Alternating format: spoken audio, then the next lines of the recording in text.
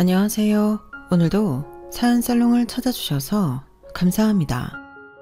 원수는 외나무다리에서 만난다는 말 많이들 들어보셨죠? 절대로 다시 만나고 싶지 않았던 사람을 피할 수 없는 곳에서 공교롭게 만나게 되는 상황을 뜻하는데요. 죄 지은 쪽이 나라면 난처한 상황이 되겠지만 그 반대라면 아주 통쾌한 순간이 될 거예요. 적어도 저는 그랬거든요. 말은 이렇게 하지만 사실 예기치 않은 그 만남으로 인해 저는 결혼식 날 파혼을 하게 되었어요. 2년 넘게 만나온 사람과 결혼식 당일에 헤어진다는 게 말처럼 쉬운 일은 아니지만 그래도 어쩌겠어요. 다른 건 몰라도 내 부모의 원수를 시어머니로 모시고 살 수는 없는 노릇인걸요. 게다가 결혼을 준비하면서 예랑에 대해 믿음이 깨져버린 터라 파혼 결정이 생각보다 쉬웠는지도 모르겠네요. 저희 부모님은 요식업으로 자수성가하신 분들이세요. 하지만 제가 태어나기 전에는 두 분이 의상실을 하셨다고 하더라고요. 미국에 사는 이모 말로는 의상실이 꽤 잘 됐었다나 봐요. 단골 손님 중에는 기업 사장님 부인들도 많았고 당시에 활동하는 연예인들도 꽤 있었대요. 그래서 의상실 한쪽 벽에는 단골 연예인들 사인을 붙여놓았는데 손님들 중에 간혹 사인을 훔쳐가는 사람들이 있어서 이모가 그걸 감시하기도 했다더라고요. 부모님이 이대 입구에서 조그맣게 시작한 의상실은 입소문을 타고 손님이 모여들었고 그 덕에 명동으로 확장 이전을 하게 되었는데 그때부터는 일손이 많이 필요해서 직원도 여러 명 고용하게 되었다고 했어요. 당시 복장학원에 다니던 이모도 의상실에 나와 일손을 돕고 있었죠. 아직은 수습 직원이라 허드렛 일을 주로 하곤 했는데 엄마 말로는 그마저도 잘 못해서 결국엔 수습 직원을 하나 더 고용해야 했다고 하더군요. 그렇게 저희 부모님 의상실에 들어오게 된 직원은 이모랑 같은 중학교를 나온 동창이었는데 이름부터가 요상한 사람이었어요. 걔 이름이 소피아였어. 진짜 이름은 아니고 걔가 하도 소피아 로렌을 좋아해서 그렇게 부르기 시작했다더라고. 그런데 걔 본명이 뭔지 아니? 방귀자야, 방귀자. 그런 이름이 어디 가서 이름 대기도 창피했겠지. 그래서 9년이 방귀자라고 부르면 죽어도 대답을 안 하고 그랬다니까. 소피아 이렇게 불러야 그때서야 새침하게 왜? 이러고 대답했다니까. 아주 웃기는 애였지. 이모는 눈가에 맺힌 눈물을 닦아내면서 한참을 웃었어요. 하지만 이내 정색을 하고는 그러셨죠. 요 싸가지 없는 년 내 손에 잡히기만 해봐. 내가 아주 아작을 내버릴 테니까. 감히 은혜를 원수로 갚아? 친년이 어디 두 다리 뻗고 잘 살 수 있나 보자고.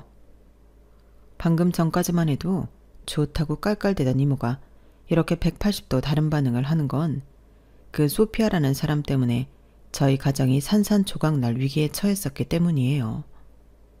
원래 제 위로는 저보다 12살이 많은 오빠가 있었는데 그 소피아라는 사람 때문에 세상을 떠나게 되었거든요. 그년이 그 돈만 훔쳐서 도망가지 않았다면 우리 종민이가 그렇게 되진 않았을 거야. 아주 찢어 죽이고 말려 죽여도 시원찮을 년이야. 이제서야 말이지만 내가 그년을 네 엄마한테 소개한 채로 지금도 종민이 얘기만 나오면 죄인처럼 고개를 숙이게 되잖니. 그런 도둑년인 줄 알았다면 절대 네 엄마 가게에 소개 안 했을 텐데 말이야.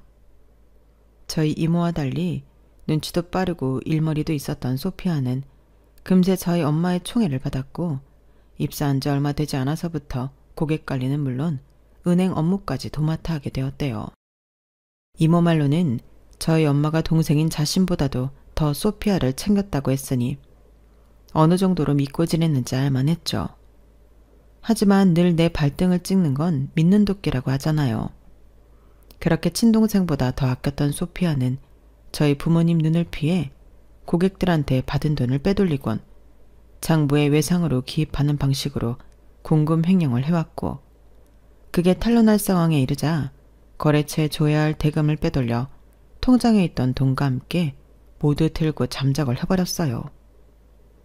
당장 원단이며 부자재를 대주는 업체에 보내야 할 대금이며 가게 월세며 직원 월급, 거기다 우리 집 생활비로 써야 할 돈까지 깡그리 사라지자 부모님은 멘붕 상태에 빠져버렸어요. 그래서 일단 급전을 구해 급한 불부터 끄고 외상값을 받아 후처리하려고 했는데 그마저도 안 됐던 거예요. 애초에 외상 따위는 없었으니까요. 모두 소피아가 공금 횡령을 위해 가짜로 기입해둔 장부였거든요. 잘 나가던 의상실은 그렇게 하루아침에 문을 닫게 되었고 설상가상으로 그때 저희 오빠가 병원에 실려가게 된 거예요. 태어날 때부터 심장이 안 좋았는데 당장 수술을 받지 않으면 안 되는 위급한 상황이 된 거였죠. 아빠는 어떻게든 수술비를 구해보겠다고 사방팔방으로 뛰어다니셨지만 이미 의상실이 망했다는 소문이 다 퍼져서 선뜻 돈을 빌려주겠다는 사람은 없었어요. 하루가 다르게 상태가 안 좋아진 오빠는 결국 수술도 받지 못한 채 세상을 떠나게 되었죠. 집도 절도 다 잃고 생떼 같은 자식까지 잃은 부모님은 함께 사는 게 너무 버겁게 느껴지셨던가 봐요. 생활고야 어쩔 수 없었지만 서로를 볼 때마다 자식을 잃은 슬픔이 떠오르는 건 참기 힘드셨거든요.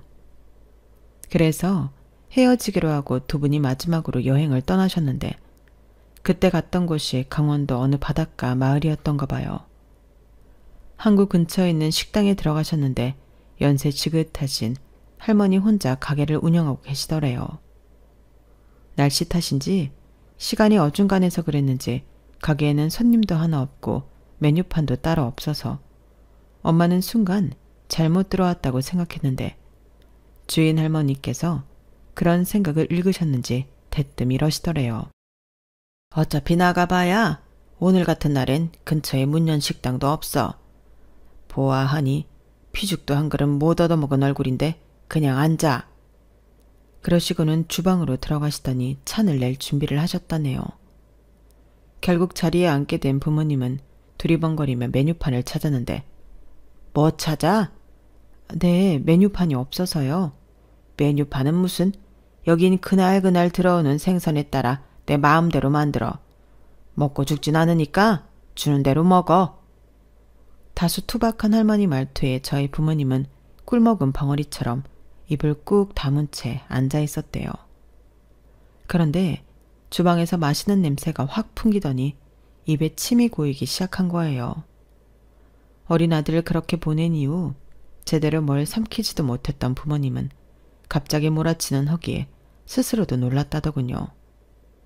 그리고 잠시 뒤 할머니는 쟁반에 밥과 몇 가지 반찬을 들고 나오셨는데 하나같이 먹음직스러워 보이는 게 밑반찬만으로도 밥 한 공기는 비울 수 있을 것 같더래요.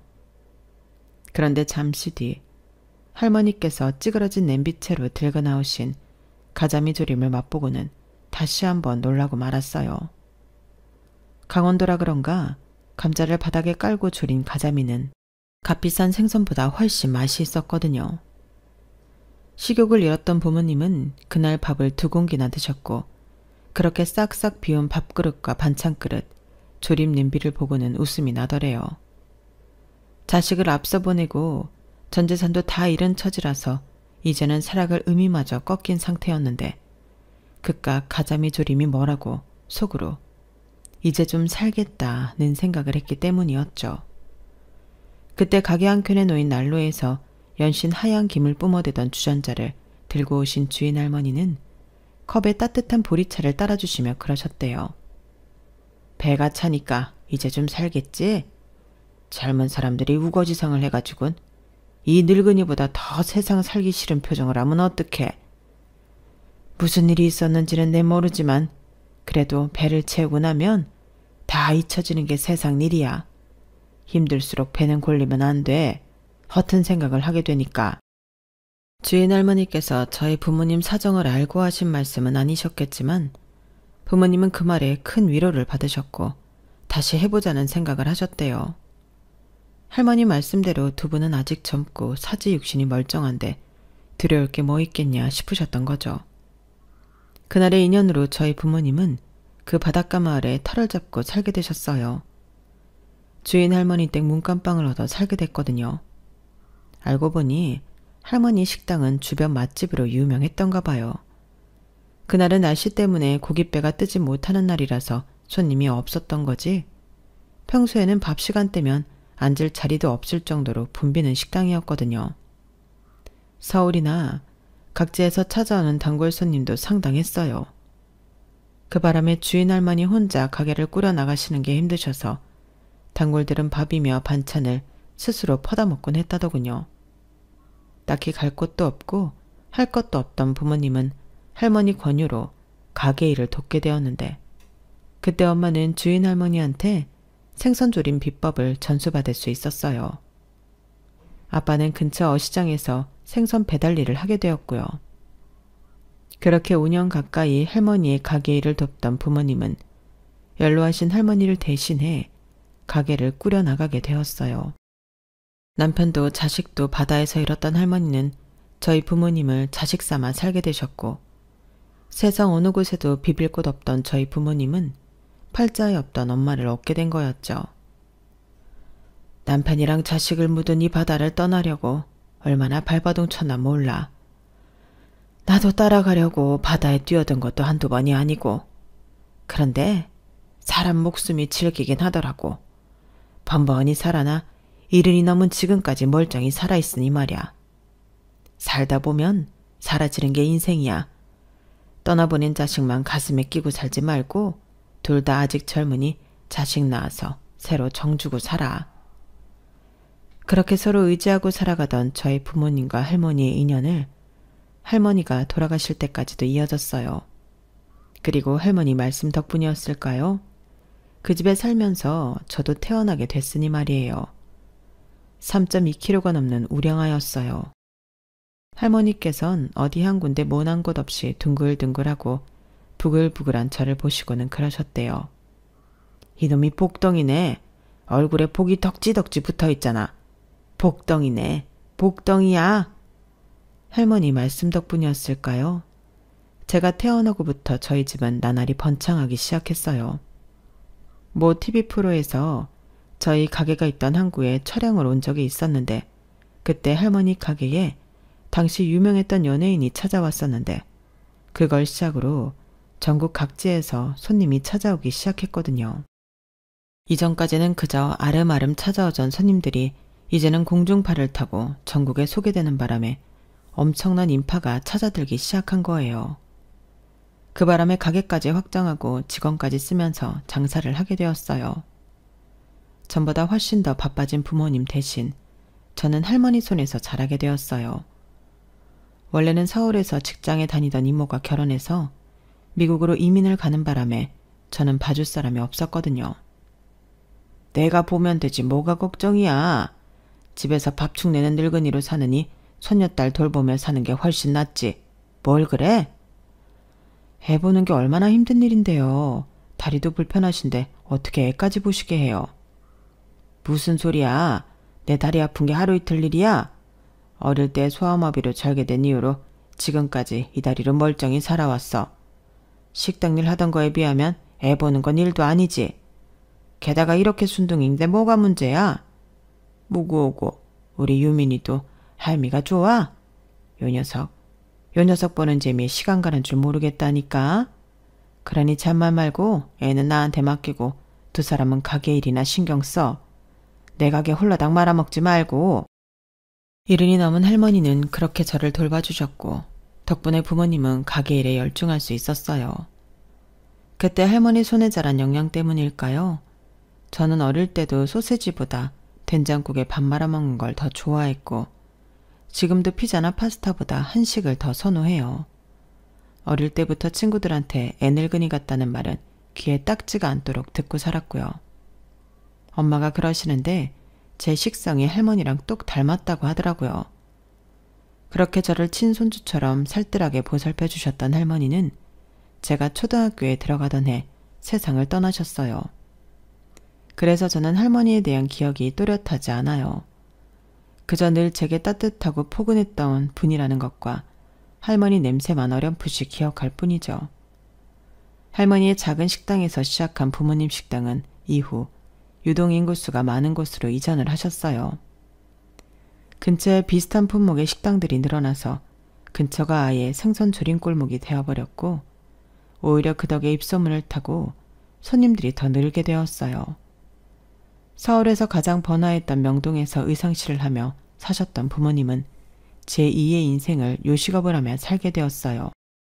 손을 이용하고 손님을 접대하는 건 다를 바가 없었지만 확실히 외모는 전과 많이 달라질 수밖에 없었나 봐요. 예전에 함께 일을 했던 사람들이 저희 부모님을 보시고는 너무 편해서 못 알아볼 정도라고 하니 말이에요. 직업에 귀천은 없지만 직업에 따라 확실히 사람의 분위기도 달라지고 외형도 달라지기는 하는가 봐요. 그리고 변하는 건 사람의 외형뿐만이 아니었어요. 기후변화에 따라 근처 바다에서 잡히는 어종이 변하면서 부모님 식당의 주력 메뉴도 달라졌거든요. 그럼에도 오래전 할머니 손맛을 그리워하는 연세 지긋한 손님들은 다른 메뉴는 거들떠도 안 보시고 자리에 앉자마자 가자미조림을 시키세요. 저도 우리 가게 메뉴 중 가자미조림을 제일 좋아해요. 똑같은 재료를 가지고 만드는 단순한 생선조림인데도 저희 가게에서만 느낄 수 있는 맛이 있거든요. 그래서 처음 서울에 올라가서 살게 됐을 때 그 가자미조림이 그리워서 많이 힘들었어요. 고등학교를 지방에서 졸업하고 서울에 있는 대학에 입학한 저는 20살 나이에 자취를 시작했어요. 학교에 기숙사가 있기는 했지만 선착순에 밀려 탈락하는 바람에 어쩔 수 없이 학교 근처에 원룸을 구하게 됐거든요. 그래도 어떻게 보면 그게 다행이었던 것 같아요. 부모님이 서울에 올라오실 때 제 원룸에서 함께 지낼 수도 있고 무엇보다 엄마의 가자미 조림이 그리울 때 어설프게나마 제가 재료를 사다가 해먹을 수도 있었으니까요. 창밖으로 바다가 훤히 보이던 곳에서 살다가 사방이 건물로 막힌 답답한 서울에서 살려니 처음엔 많이 불편하더라고요. 그러다 하루는 친구를 따라 한강에 가게 됐는데 비록 바다는 아니지만 드넓게 펼쳐진 강물을 보니 그제야 조금은 숨통이 트이는 것 같았어요. 답답한 빌딩 숲에 적응하기까지 10년에 가까운 시간이 흘렀고 그러는 동안 저희 20대는 순식간에 흘러갔어요. 지나고 보면 간단히 숫자로 표시할 수 있는 시간이지만 그 시간을 살아내는 데는 어려움도 많았고 그만큼 성취감을 느낄 수 있는 일도 많았어요. 비록 부모님 도움으로 학비를 내고 원룸 월세도 감당하고 살았지만 저도 나름대로 아르바이트를 하며 생활비를 벌었어요. 서울에서 혼자 자취를 하면서 느낀 건데 집에서 아무 생각 없이 먹었던 밥 한 끼도 다 돈이라는 거였어요. 부모님 그늘 아래서 행했던 모든 것들이 다 돈이라는 걸 알게 된 거예요. 생수도 돈, 라면을 끓일 때 당연히 넣었던 계란도 돈이고 쓰레기를 버리는 봉지 하나도 돈이었어요. 정말이지 숨 쉬는 것 빼고 다 돈이 들어가는 통에 여름에 아이스크림 하나 사 먹는 것도 손이 떨릴 지경이었어요.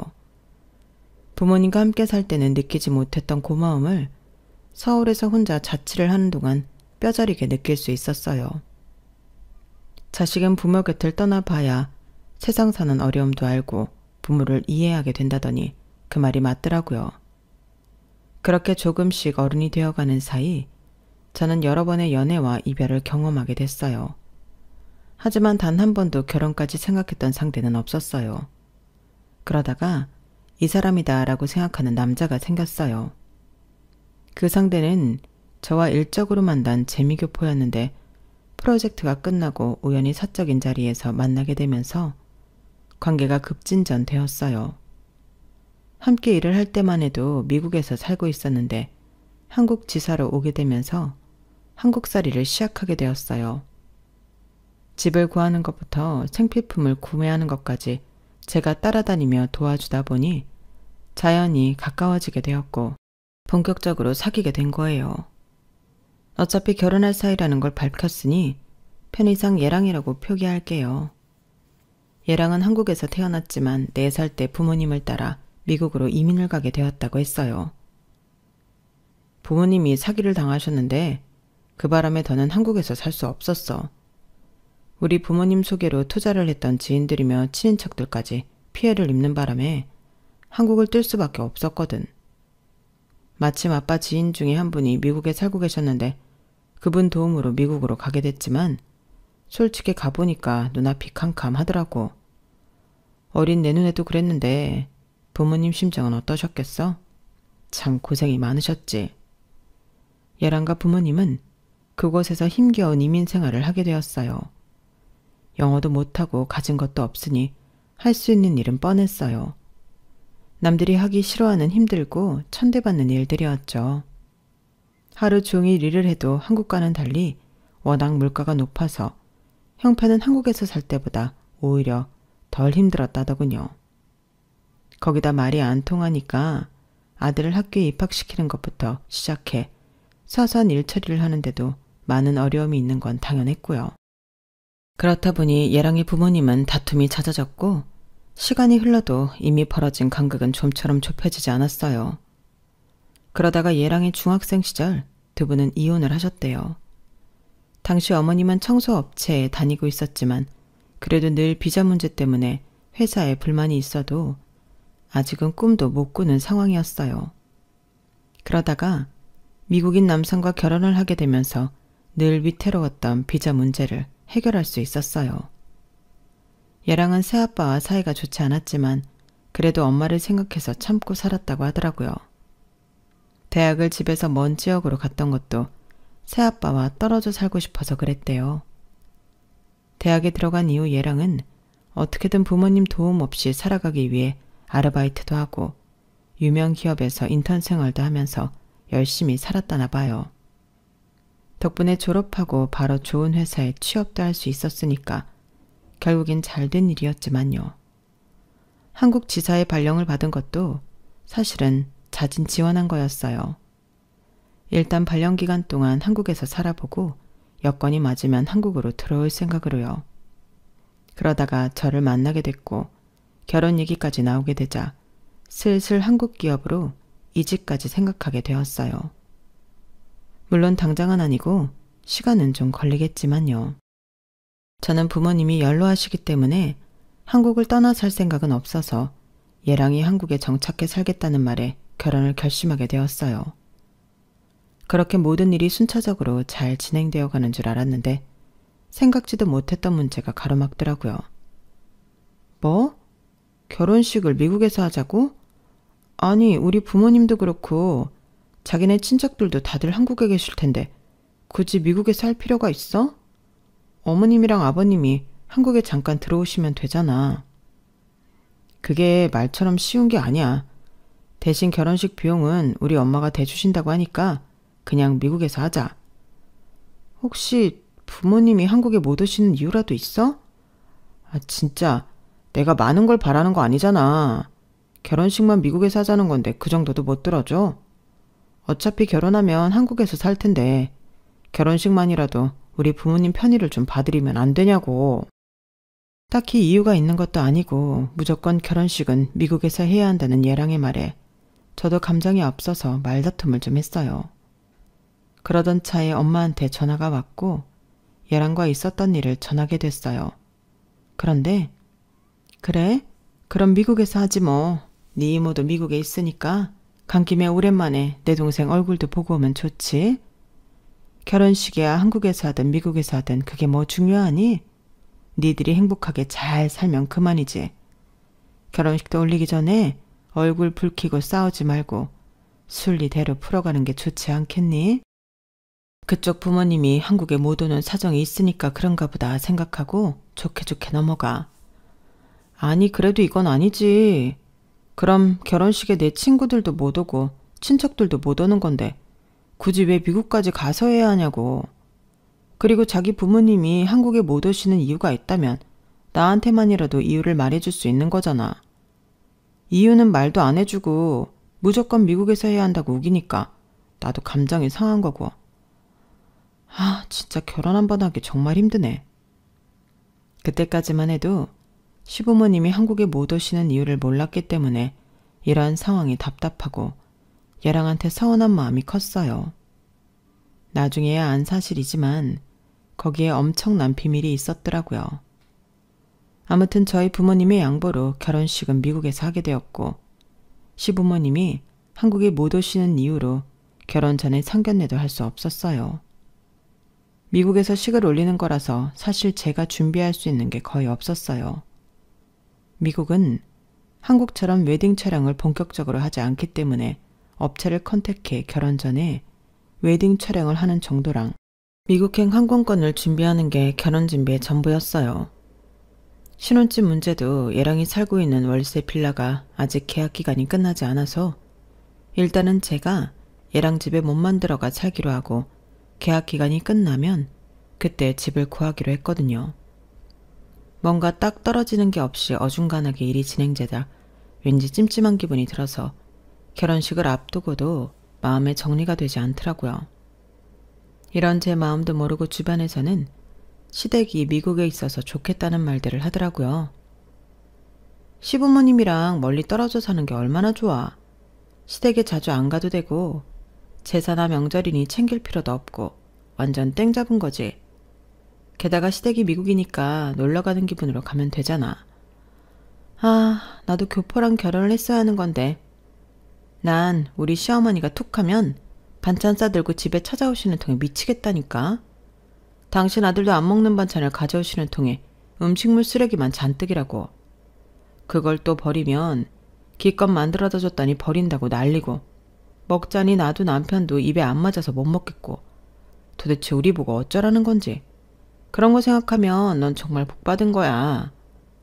제 사정을 들은 친구는 오히려 자기 신세 한탄을 하며 되려 제가 부럽다고 하더라고요. 제 속도 모르고 말이죠. 자기야, 그럼 결혼식장이랑 드레스, 필요한 음식 같은 건 어떻게 해야 돼? 한국에서 인터넷으로 알아보는 데는 한계가 있어서 뭘 어떻게 해야 할지 모르겠단 말이야. 그건 엄마가 알아서 해주신다니까 자기는 아무 걱정 안 해도 돼. 아니 어떻게 걱정을 안 해. 당장 드레스를 어떤 걸 입게 될지도 모르고 예식장이 어딘지도 모르고 뭐 하나 아는 게 없는데. 글쎄 우리 엄마가 알아서 해주신다니까. 우리 엄마도 의상 쪽 일을 하시는 분이라서 자기보다 드레스는 더 잘 고르시니까 걱정 말라고. 그리고 결혼식 전에 업체에 가서 입어보고 아니다 싶으면 다른 걸로 하면 되잖아. 미국도 사람 사는 데인데 뭘 그렇게 걱정을 해. 중요한 건 결혼식이 아니라 우리 두 사람이 결혼을 통해 부부가 된다는 거 아니겠어? 까짓거 결혼식 없이 혼인신고만 하고도 잘 사는 사람들도 많다고. 우리 너무 형식적인 거에 치중하지 말자. 얘랑 얘기를 하면 할수록 저만 옹졸하고 편협한 사람처럼 비춰지는 것 같아서 기분이 상했어요. 그렇다고 이걸 미국식 사고와 한국식 사고의 차이라고 단정 짓는 것도 맞지 않는 것 같았거든요. 그리고 이런 제 걱정은 기우가 아닌 현실로 벌어지고 말았어요. 결혼식을 며칠 앞두고 부모님과 함께 미국으로 간 저는 부모님을 이모댁에 모셔다 드리고 얘랑과 함께 예비시댁으로 향했어요. 그리고 그곳에서 처음으로 예비 시부모님을 만나게 되었죠. 제가 영어 실력이 그리 특출난 게 아니라서 예비 시아버지와는 간단한 인사말 정도만 나눌 수 있었어요. 대신 예비 시어머니와는 한국어로 편하게 대화를 할 수 있었죠. 어머님은 연세에 비해 꽤 세련된 분이셨는데 은연중에 은근히 한국을 깔보는 듯한 인상을 받았어요. 말끝마다 내가 한국에 살 때는 이라는 말로 25, 6년 전의 한국을 떠올리며 끊임없이 미국과 비교를 하셨거든요. 솔직히 벽을 보고 얘기를 하는 기분이었어요. 그런데 더 저를 황당하게 했던 건 웨딩드레스였어요. 우리 미니한테 들어서 알겠지만 내가 한국에 있을 때 의상 디자이너로 일을 했어. 그래서 내 결혼식 드레스도 내 손으로 직접 만들어 입었단다. 한국을 떠나오면서도 내가 이 드레스만큼은 절대 버리지 않고 간직했어. 내 며느리가 될 아이한테 내 손으로 입혀주려고. 그 말을 듣는 순간 솔직히 당황스러웠어요. 물론 외국에서는 시어머니가 자신의 웨딩드레스를 며느리한테 물려주는 경우가 있다는 건 알고 있었지만 제가 그렇게 입게 될 줄은 몰랐거든요.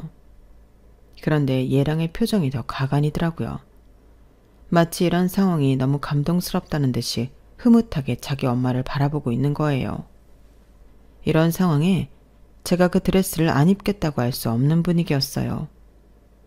그래서 울며 겨자 먹기로 드레스를 입었는데 세상에 저하고는 너무 안 어울리는 거예요. 차이나 카레에 어깨에 심하게 셔링이 잡혀서 마치 핸드볼 공만한 풍선 2개를 어깨에 얹어놓은 것 같은 데다 원단 부분 탈색이 돼서 개가 오줌을 싼 것처럼 얼룩덜룩했거든요. 어머나 세상에 너무 잘 어울린다. 30년도 훨씬 지난 드레스인데도 요즘 나오는 드레스에 비해 하나도 손색이 없는 거 봐. 너도 마음에 들지? 저는 감동스러운 표정으로 무척이나 기뻐하는 어머님한테 찬물을 끼얹을 수는 없어서 애둘러서 제 뜻을 전했어요. 어머님이 입으시면 더 잘 어울리실 것 같아요. 저는 좀 감당하기 힘들지만요. 그건 당연하지. 내가 옷발이 좀 잘 받는 스타일이거든. 그래도 너도 그렇게 나쁘지는 않아. 나만 못해서 그렇지. 내가 이거 입었을 때만 해도 허리가 23인치였거든. 너는 한 25, 26 정도 되니? 네가 허리에 살집이 있어서 조금 손을 보긴 해야겠는데 그거야 뭐 여기만 살짝 터서 꿰매면 되니까 금방 할 수 있어. 요즘에 이런 드레스를 어디서 살 수 있겠니? 남들은 결혼식 때 잠깐 렌트해서 입는데 넌 평생 간직할 수 있는 드레스를 입으니 얼마나 좋아. 넌 시어머니 철든 줄이나 알아. 저기 어머님, 그렇게 귀한 드레스를 저한테 주시게요? 그러지 마시고 이건 어머님이 간직하세요. 저는 업체에서 렌트해서 입을게요. 저랑은 잘 안 어울린 것 같거든요. 아무래도 어머님이 제 말뜻을 이해 못하시는 것 같아서 할 수 없이 솔직하게 말씀드렸어요. 그랬더니 어머님 표정이 싹 달라지는데 순간 그 매서운 눈빛에 움찔하게 되더라고요. 어머님은 기분 나쁜 티를 팍팍 내시면서 알겠다고 하셨는데 그 바람에 예랑이 저한테 한 소리 하더라고요. 왜? 잘 어울리는데. 우리 엄마가 특별히 생각해서 웨딩드레스를 물려주시겠다고 하는데 어떻게 그걸 거절할 수가 있어? 나 솔직히 이번 일은 자기가 잘못했다고 생각해. 당장 우리 엄마한테 사과해. 그러자 어머님이 먼저 나서서 그러시더라고요. 됐다. 싫다는 애한테 굳이 그럴 거 없어. 이래서 한국 사람들은 마인드가 촌스럽다는 거야. 뭐든 새로 만드는 게 최고인 줄 알고 무조건 바꾸려 만든다니까? 인생 최고의 세레모니를 하는 날에 한 집안의 역사를 이어간다는 게 얼마나 중요한지 모르는 거라고. 역사와 전통은 돈으로도 못 사는 거란 걸 왜 모르나 몰라. 참 나원.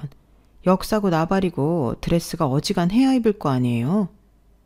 어머님은 본인 솜씨가 대단한 줄 아시지만 솔직히 제가 보기에 그 드레스는 정말 꽝이었어요. 달인날이라면 한 번 입고 끝내요. 하지만 인생에 한 번뿐인 내 결혼식이잖아요. 그래서 저도 끝까지 고집을 부렸고 결국 이모가 아는 업체를 통해 웨딩드레스를 렌트하게 되었어요. 웨딩드레스의 일로 삐진 예비 시어머니는 저희 부모님이 미국까지 온 걸 알면서도 결혼식 전에 만나자는 말 한마디 안 하시더라고요. 저도 어머님과 예랑한테 감정이 안 좋아진 탓에 더는 두 손 놓고 있을 수가 없었어요. 그래서 이모와 엄마를 모시고 어머님이 예약해두신 결혼식 장소와 피로연을 하기로 한 식당을 둘러보았어요. 그런데 아니나 다를까 정말 마음에 안 드는 곳들이더라고요. 미국에서 오래 산 저희 이모도 혀를 내두를 정도였어요. 나 세상에 요즘에 누가 이런 데서 결혼식을 해. 얘, 네 시어머니한테 말해서 장소 바꾼다고 그래. 이모가 책임지고 제대로 준비해 줄 테니까. 아니 남의 집 귀한 딸을 세상에 이런 데서 식을 울리게 하는 게 말이 되냐고. 기껏 미국까지 사람을 불러서는 이렇게 엉망으로 식을 치를 생각이었냐고. 진짜 이상한 여자네. 그리고 사돈이 한국에서 왔다고 하면 먼저 연락해서 식사 대접이라도 해야 되는 거 아니야? 누구 때문에 결혼식을 여기서 하는 건데 말이야. 사람이 아주 예의도 없어. 이모는 저보다 더 화를 내시며 인맥을 총동원해 급하게 예식장과 피로연장을 섭외하셨어요. 저와 함께 예식장과 피로연이 있을 식당을 둘러본 예랑도 이번에는 고집을 부리지 않더라고요. 자기가 봐도 엉망이었으니까요. 결국 위약금을 무는 조건으로 예약된 식장과 식당은 취소를 했고 이모가 급하게 섭외해 준 곳에서 결혼식과 피로연을 하게 되었어요. 그나마 하객이 양가 부모님과 이모네 가족, 얘랑 친구들 정도밖에 안 되는 말 그대로 스몰 웨딩이라서 급하게 구할 수 있었어요. 그리고 드디어 결혼식 당일이 되었어요. 미국에 온 순간부터 시어머니 때문에 모든 일이 꼬여서 기분이 많이 상한 상태였지만 그래도 부모님을 생각해 최대한 티를 안 내려고 노력했는데 생각지도 않은 문제가 터진 거예요. 그것도 제 인생을 뒤흔들 엄청나게 큰 문제가요. 결혼식 날이 돼서야 처음으로 얼굴을 보게 된 양가 부모님은 인사를 나누시면서 고개를 갸웃거리셨어요. 저희 부모님은 그런 게 아니라 예비 시어머니도 마찬가지였죠. 굉장히 낯이 익다고 생각하셨거든요. 하지만 정확히 어디서 봤는지 기억이 안 나시는지 일단은 준비된 자리에 앉으셨어요. 그런데 뒤늦게 식장에 들어오신 이모가 우리 부모님 건너편에 앉아있던 예비 시어머니를 보시더니 눈에 불을 켜고 입술을 벌벌 떠시더라고요. 그러더니 옆에 있던 마이크를 집어들고 소리를 치셨어요. 소피야, 너 소피야 맞지? 네가 왜 그 자리에 앉아있어? 그러자 예비 시어머니는 흠칫 놀란 기색을 보이면서도 애써 아무렇지 않은 척 연기를 해댔어요. 그러자 그 반응에 더 화가 난 이모가 보란듯이 소리쳤어요. 언니 형부, 쟤 모르겠어? 언니네 의상실 돈 훔쳐 달아난 소피아잖아. 기억 안 나? 소피아. 아니지. 한국 이름으로 방귀자. 귀자잖아 쟤가. 그제야 저희 부모님은 기억이 났는지 예비 시어머니를 향해 눈을 부릅떴어요. 그리고 니네 식장은 술렁이기 시작했죠. 이모가 얼마나 주변에 소피아에 대한 욕을 하고 다녔는지 객석에 앉아있던 이모 지인들도 다들 소피아가 누군지 아는 듯 했어요. 이년이 어디 숨어있나 했더니 미국에 숨어 살고 있었네? 하! 원수는 외나무 다리에서 만난다고. 방귀자, 너 이년 잘 만났다. 이 도둑년아. 니년이 우리 언니네 돈 훔쳐가는 바람에 우리 언니는 자식까지 잃었는데 니년은 미국에서 잘도 살아있었구나. 너 오늘 내 손에 죽어봐라. 이모는 그대로 마이크를 집어 던지고는 예비 시어머니 머리채를 잡았어요. 사람들이 달려들어 둘을 떼어놓으려고 하는데도 이모는 잡은 머리채를 끝까지 놓지 않았어요. 저희 엄마는 벌벌 떨리는 소로 가슴을 쥔 채 울먹였고 아빠는 눈시울이 붉어질 정도로 애써 화를 삭히고 계셨어요. 결국 그날 경찰까지 출동하는 바람에 결혼식장은 난장판이 되었고 미국 경찰서에서는 40여 년 전에 한국에서 벌어졌던 일로 시끌벅적해졌어요. 마침 제 결혼식 참석사 왔던 이모 아들이 변호사여서 상황은 생각보다 쉽게 해결될 수 있었어요. 그리고 그제야 왜 예비 시어머니가 미국에서 결혼식을 올리려고 했는지 그 이유도 밝혀졌는데 그것 또한 기가 막히더라고요. 예비 시어머니는 저희 부모님한테서 훔친 돈으로 예랑의 친부와 함께 지방에서 의류 사업을 시작했다더라고요. 한동안 잘 되던 사업 덕분에 돈을 쓸어 담던 예랑의 부모는 돈 욕심에 부동산에 손을 대게 되었는데 나쁜 놈 위에 나쁜 놈이 있다고 되려 사기를 당해서 돈을 홀라당 날리게 된 거예요. 거기서 손을 털고 끝냈으면 될 걸.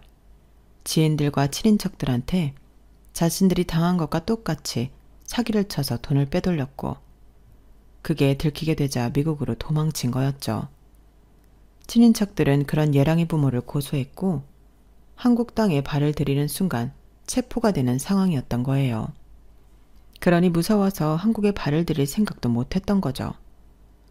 그렇게 자신의 더러운 과거를 숨긴 채 자식 앞에서 마치 피해자인 척 살았던 예비 시어머니는 결혼식장에서 저희 부모님과 맞닥뜨린 순간 과거의 죄가 발목을 잡게 된 거예요.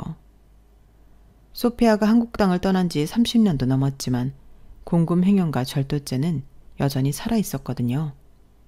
한국 땅을 벗어난 순간 공소시효가 멈추게 되니까요. 우리 부모님한테 벌인 범죄는 물론 한국을 뜨기 전 사기를 쳤던 지인들과 친척들한테 벌인 사기도 문제가 됐어요. 그 사건도 공소시효가 살아있었거든요. 그걸 알게 된 이모는 얘랑 엄마한테 조건을 제시했어요. 너 우리 언니네 돈만 갚아주면 한국까지 끌고 가진 않을게. 지금 한국에 들어가면 우리 언니네 돈이 문제가 아니야. 이후에 네가 벌인 사기까지 전부 책임져야 한다고. 그 나이에 빵에 들어가서 콩밥 먹고 살래? 잘 생각해봐. 뭐가 이득일지. 너 머리 잘 굴리잖아? 이모의 설득 아닌 설득에 얘랑 엄마는 저희 부모님께 훔친 돈을 물어주었어요. 화폐의 가치가 달라진 만큼 현재 화폐 가치에 해당하는 금액으로요. 물론 정확한 수치는 아니었지만 받을 수 있을 거라는 생각도 못했던 돈이라서 그 정도로 타협을 하기로 했어요. 그리고 당연히 제 결혼은 파투가 났고 그렇게 결혼식 당일에 파혼을 하게 되었어요. 당시엔 너무 황당하고 화가 났었는데 지나고 보니 그때 그렇게라도 알게 돼서 얼마나 다행인지 모르겠더라고요. 모르고 결혼했다가 나중에 알게 됐다면 얼마나 끔찍했겠어요. 졸지에 이혼녀가 되는 거기도 하고요. 아무튼 제 파혼 스토리는 이렇게 끝이 났어요. 하지만 예비 시어머니의 인생 지옥은 거기서 끝이 아니었다는 게 문제였죠. 저희 이모가 동창들한테 전화를 돌려서 얘랑 엄마한테 사기당했던 친인척들을 찾아냈거든요. 어릴 때 한 동네에서 국민학교, 중학교를 같이 다녔기 때문에 이렇게 저렇게 다 연결이 되어 있어서 그리 어려운 일은 아니었다고 하더라고요. 그렇게 찾은 사람들한테 얘랑 엄마가 사는 집 주소를 알려주었고 그 바람에 미국까지 피해자들이 찾아와서 일이 커졌거든요. 결국 얘랑의 엄마는 남편한테 이혼을 당했고 그 후엔 어떻게 됐는지 거기까지는 저도 잘 모르겠어요. 아무튼 이번 일을 통해 이거 하나만큼은 확실히 알 수 있었어요. 내가 저지른 과거의 죄는 언제고 현재의 내 발목을 잡을 수 있다는 걸 말이에요. 그래서 사람은 죄 짓지 말고 착하게 살아야 하는 게 아닐까 생각합니다. 지금까지 제 사연을 들어주셔서 감사합니다. 주변의 인연들과 행복한 하루하루 보내시길 바래요. 여러분, 사연 댓글에 응원과 현명한 조언 부탁드려요. 좋아요와 구독은 저에게 큰 힘이 됩니다. 오늘도 좋은 일 가득하세요.